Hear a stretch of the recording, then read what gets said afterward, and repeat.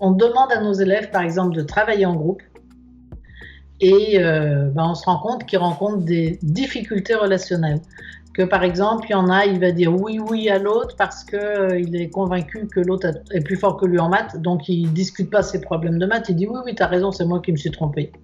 Ou bien, au contraire, il s'est bagarré avec lui en récréation et donc d'une façon tout à fait insidieuse, il dit je ne comprends rien à tes explications, tu expliques vraiment très mal aujourd'hui, ça ne va pas du tout ce qui se passe, etc.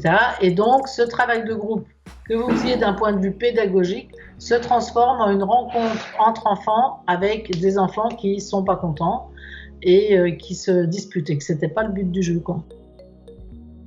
D'aller regarder des différents outils, les apports des neurosciences, ce que moi j'ai trouvé sur le terrain, ce que vous faites sur le terrain, mais on va donner des noms à ce qu'on fait de façon à ce qu'on puisse l'expliquer aux enfants et que ça puisse les aider à mieux travailler ensemble et que les problématiques relationnelles soient vues de façon à ce qu'elles ne gênent pas la partie pédagogique, l'apprentissage en lui-même.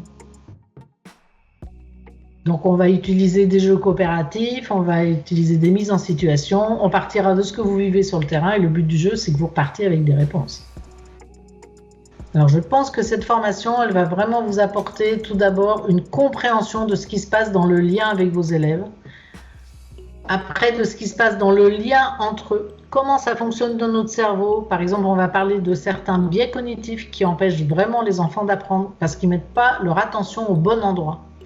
On va trouver aussi une compréhension de tout ce qu'on appelle les problèmes d'attention, justement. On va pouvoir aussi travailler sur les besoins dans la relation. Besoin de respect, besoin de reconnaissance, comment est-ce qu'on les aide et comment ces besoins, quand ils ne sont pas nourris, créent des tensions qui font qu'ils n'arrivent plus à apprendre. Or, nous, notre mission à l'école, c'est d'apprendre. Donc, on va s'occuper de leurs émotions, on va s'occuper des tensions qu'ils ont dans le lien, de façon à ce qu'ils puissent mieux apprendre. De cette fameuse posture en éducation qui est tellement difficile entre la posture de bienveillance et de fermeté.